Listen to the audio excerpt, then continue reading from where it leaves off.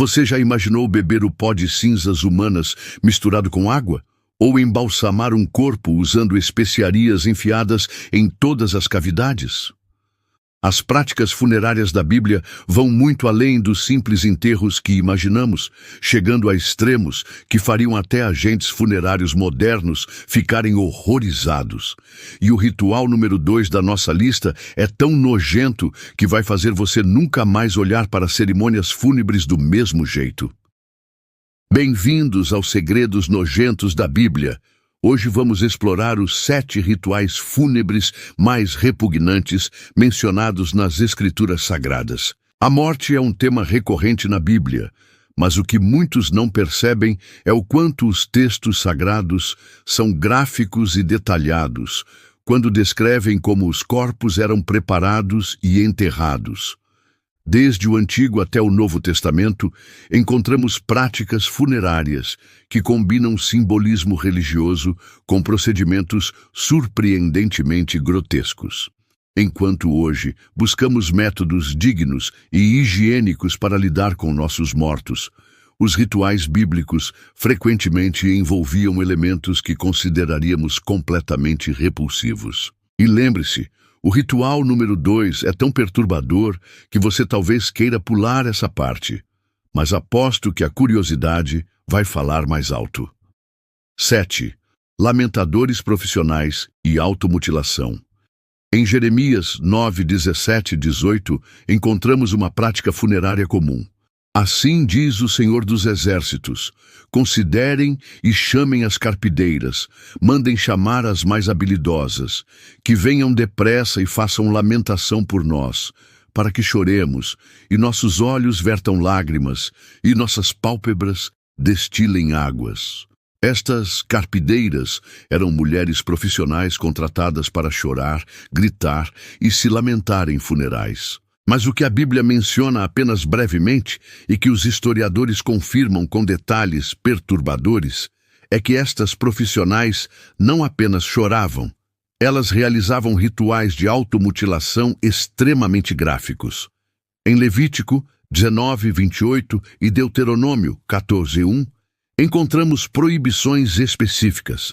Não façam cortes em seus corpos por causa dos mortos, nem façam tatuagens em vocês. Estas proibições existiam precisamente porque tais práticas eram comuns entre os povos vizinhos e frequentemente adotadas pelos israelitas. O aspecto mais nojento deste ritual é o quão longe ia a automutilação. Registros históricos e arqueológicos mostram que lamentadores arrancavam cabelos em tufos, rasgavam suas faces com as unhas até sangrar e cortavam seus braços, peitos e pernas com facas ou pedras afiadas. O sangue dos vivos era considerado uma oferenda ao morto. O detalhe mais perturbador: as carpideiras profissionais desenvolviam técnicas específicas para maximizar o sangramento enquanto minimizavam danos permanentes, já que precisavam se recuperar para o próximo funeral. Elas sabiam exatamente onde cortar para produzir sangue abundante sem atingir artérias importantes. Com o tempo, seus corpos ficavam cobertos de cicatrizes rituais, marcas permanentes de todos os mortos por quem haviam chorado. Evidências arqueológicas de túmulos israelitas antigos incluem pequenos jarros que provavelmente continham sangue e lágrimas dos enlutados, literalmente guardando sua dor como parte do ritual funerário.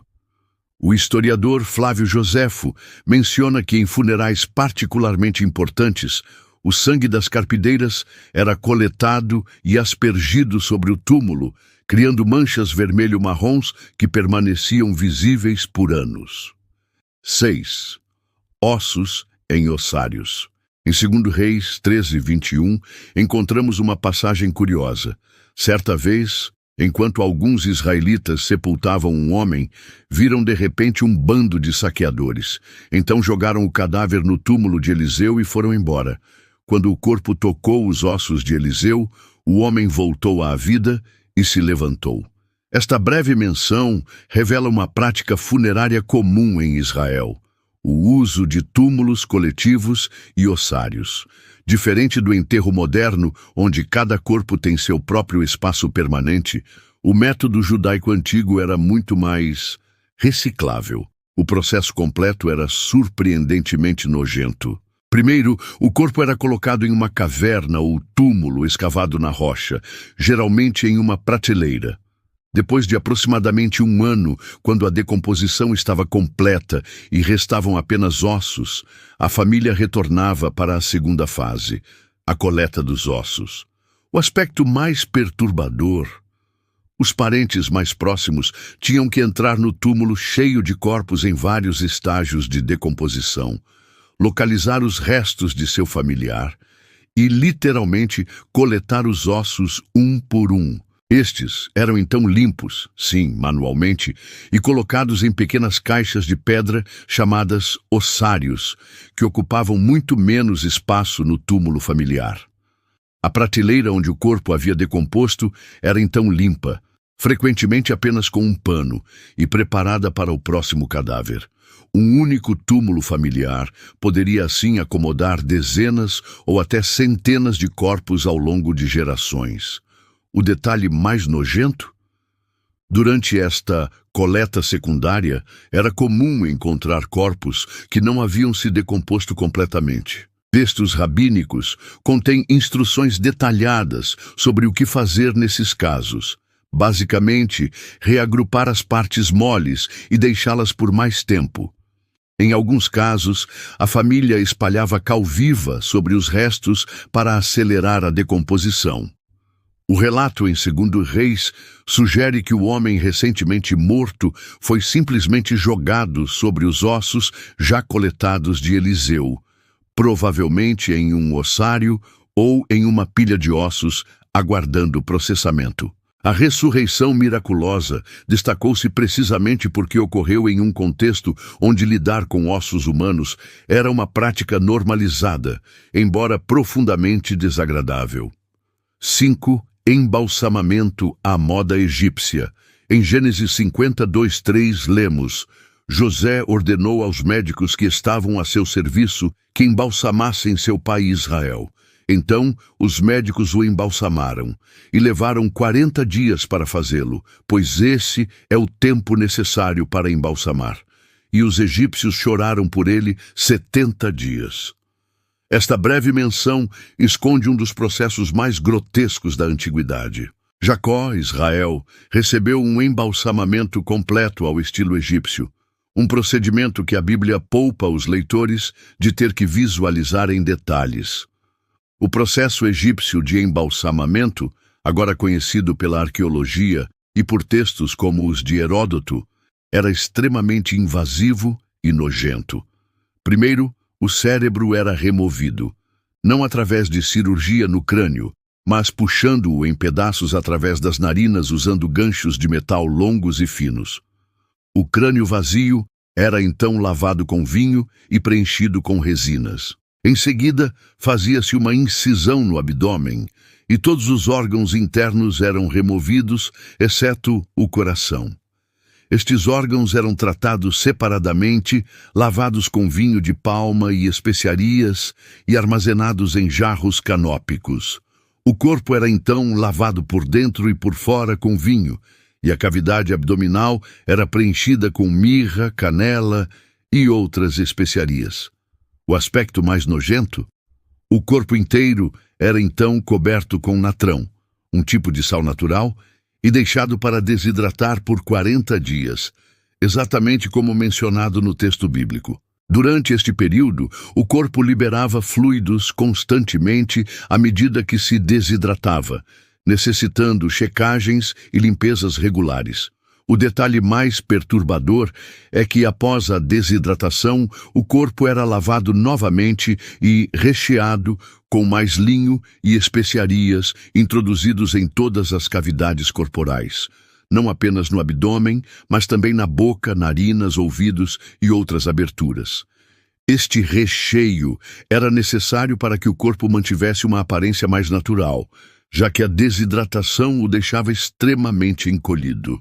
Finalmente, o corpo era envolto em centenas de metros de bandagens de linho, com amuletos e mais especiarias inseridos entre as camadas. Todo este processo necessitava de pessoas manipulando intimamente cada parte do cadáver ao longo de mais de um mês, em um clima desértico quente, lidando com todos os fluidos, odores e transformações que ocorriam. 4. A vaca vermelha e as cinzas da purificação. Em Números 19, 1, 10, encontramos um dos rituais mais estranhos e nojentos da Bíblia. O sacrifício da vaca vermelha, cujas cinzas eram usadas em rituais de purificação, especialmente após contato com cadáveres. A lei exigia uma novilha perfeitamente vermelha, sem defeitos, e que nunca tivesse carregado um jugo. Este animal era levado para fora do acampamento e abatido. Seu sangue era aspergido 7 vezes em direção ao tabernáculo. Então, e aqui é onde fica realmente perturbador, a vaca inteira, incluindo pele, carne, sangue e excrementos, era queimada em uma fogueira. Durante a queima, o sacerdote lançava madeira de cedro, sopo e lã carmesim no fogo. As cinzas resultantes eram coletadas e armazenadas em lugar cerimonialmente puro fora do acampamento, para uso posterior em rituais de purificação. O aspecto mais nojento deste ritual era a preparação da água da purificação. Quando alguém se tornava impuro por tocar um cadáver, uma pessoa cerimonialmente limpa misturava algumas destas cinzas, que, lembremos, continham restos incinerados de excrementos animais, com água fresca em um jarro. Um ramo de hisopo era mergulhado nesta solução e usado para aspergir a pessoa impura e tudo o que ela havia tocado. O detalhe mais perturbador? A pessoa que preparava a água de purificação, embora começasse o processo limpa, tornava-se ela própria impura até o anoitecer. Era um ciclo perpétuo, onde o agente purificador contaminava seu administrador. Esta aparente contradição, que a substância que limpava a impureza da morte causava impureza em quem a manuseava, criava uma situação onde o ciclo de contaminação e purificação nunca terminava completamente. Outro elemento nojento: os rabinos explicam que as cinzas da vaca vermelha eram tão preciosas que eram usadas em quantidades mínimas, diluídas ao extremo. Assim, as cinzas de uma única vaca vermelha poderiam durar décadas ou até séculos. Isto significava que israelitas estavam sendo purificados com uma solução contendo cinzas de um animal que havia sido queimado gerações antes, literalmente sendo aspergidos com resíduos antigos. 3. Bebendo as cinzas dos mortos. Em Números 5:17 e Êxodo 32:20, encontramos uma prática bizarra e perturbadora: beber líquidos contendo cinzas ou pó de objetos queimados. Embora estes exemplos específicos envolvam objetos, água misturada com pó do chão do tabernáculo em Números e o bezerro de ouro pulverizado em Êxodo, evidências históricas e arqueológicas indicam que os israelitas ocasionalmente praticavam algo ainda mais nojento: beber cinzas de restos humanos cremados. Esta prática não é explicitamente descrita na Bíblia, provavelmente porque foi especificamente proibida pela lei mosaica, mas é mencionada em textos extrabíblicos e confirmada por descobertas arqueológicas. Em túmulos israelitas do período do Primeiro Templo, arqueólogos encontraram pequenos frascos com resíduos que contêm tanto cinzas humanas quanto marcas de líquidos. O aspecto mais nojento deste ritual é que, em alguns casos, parentes ingeriam uma pequena porção das cinzas do falecido como forma de manter o morto dentro da família, literalmente. Esta prática, comum entre culturas vizinhas como os cananeus, ocasionalmente infiltrava-se nas práticas israelitas, apesar das proibições religiosas. O detalhe mais perturbador: a mistura não era apenas simbólica. Textos antigos descrevem como as cinzas eram cuidadosamente coletadas da pira funerária, com especial atenção para partes específicas do corpo que eram consideradas mais poderosas, como fragmentos de crânio e ossos maiores. Estas eram moídas em um pó fino e misturadas com vinho, que os parentes mais próximos então bebiam em pequenas quantidades durante o ritual funerário. Profetas como Ezequiel e Jeremias condenaram ferozmente estas práticas como abominações pagãs, mas sua própria veemência sugere que tais rituais continuavam ocorrendo nas margens da sociedade israelita. Evidências arqueológicas sugerem que esta prática era mais comum durante períodos de sincretismo religioso, quando influências cananeias, fenícias e outras se misturavam com a religião israelita. 1. Não enterro como punição final. Um dos conceitos mais horripilantes na mentalidade bíblica não era um ritual que se praticava, mas um que se negava: o não enterro como punição final. Em 1 Reis 14:11, 16:4, 21:24 e vários outros textos, encontramos maldições terríveis. Os que pertencem a nome e morrerem na cidade serão comidos pelos cães, e os que morrerem no campo serão comidos pelas aves do céu. Na cultura bíblica, ser privado de enterro apropriado era considerado um destino pior que a morte, uma condenação que continuava além do túmulo. Para os antigos israelitas, o corpo precisava ser adequadamente sepultado para que a pessoa encontrasse descanso. Corpos expostos, deixados para decompor-se abertamente e serem consumidos por animais, representavam a maior desonra possível. O aspecto mais nojento desta antiprática funerária era que, em casos de execuções de criminosos graves ou inimigos particularmente odiados, os corpos eram deliberadamente expostos em locais públicos.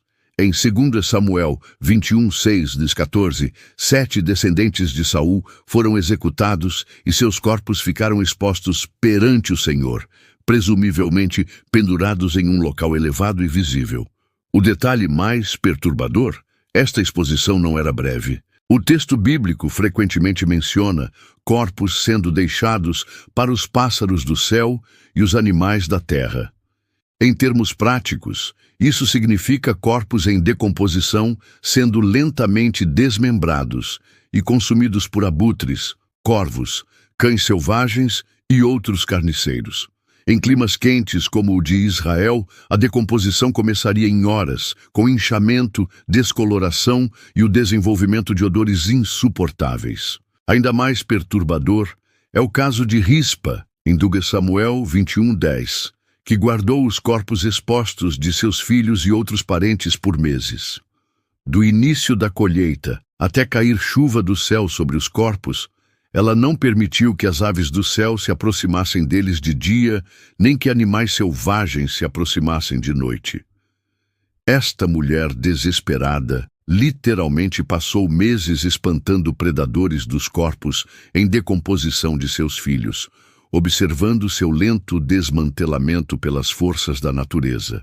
Relatos históricos contemporâneos descrevem o horror de campos de batalha e locais de execução onde corpos eram deixados expostos.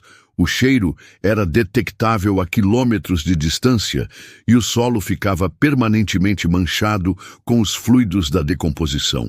É por isso que locais de exposição de cadáveres, como o Gólgota, lugar da caveira, eram sempre fora das cidades e frequentemente associados à impureza ritual permanente. 2. O mais nojento: remoção manual do cu impuro. Chegamos ao número 2, o ritual funerário mais nojento mencionado na Bíblia, encontrado em passagens como 1 Reis 13, 21, 22. Este texto menciona a maldição de um profeta. Seu corpo não será sepultado no túmulo de seus antepassados. Para entender por que isso é tão perturbador, precisamos examinar o processo completo de preparação do corpo para sepultamento nos tempos bíblicos, um processo que a Bíblia menciona apenas brevemente, mas que textos extrabíblicos e evidências arqueológicas revelam em detalhes grotescos. Quando uma pessoa morria, a primeira etapa da preparação do cadáver era a remoção de todas as impurezas. No contexto dos rituais funerários judaicos antigos, documentados no Talmud e outros textos históricos, havia um foco quase obsessivo em garantir que o corpo estivesse completamente limpo antes do sepultamento. Isso incluía a remoção de qualquer matéria fecal remanescente no corpo.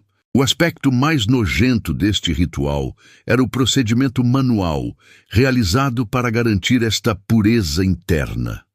Após lavar o exterior do corpo, os responsáveis pela preparação, geralmente membros do mesmo sexo da família ou da sociedade funerária, realizavam um procedimento chamado, no Talmud, de Taharat, a purificação interna.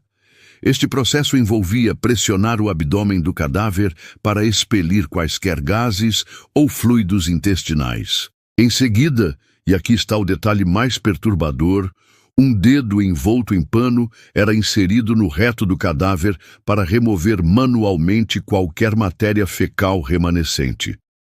Em alguns casos, quando o corpo já estava em rigor mortis, pequenos instrumentos eram usados para auxiliar este processo. A matéria removida tinha que ser cuidadosamente coletada e enterrada junto com a água usada para lavar o corpo.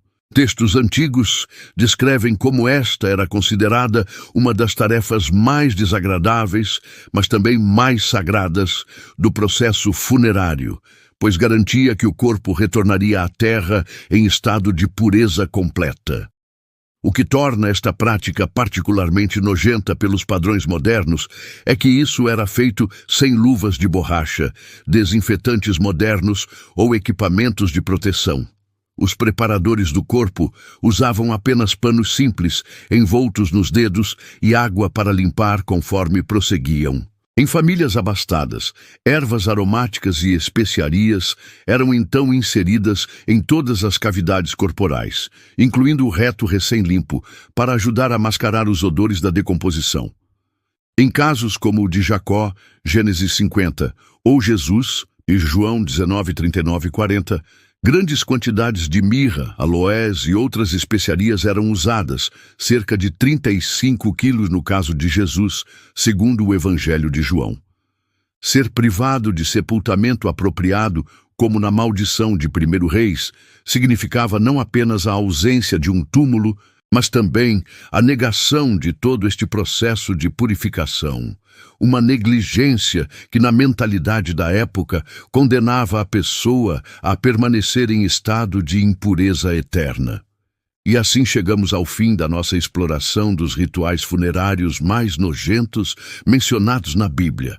Estas práticas nos mostram como a morte era tratada de maneira muito mais direta e visceral nos tempos antigos, sem o distanciamento clínico e sanitário que caracteriza os funerais modernos. É fascinante perceber que, apesar do aspecto repugnante de muitos destes rituais, eles eram realizados como atos de respeito, amor e devoção religiosa.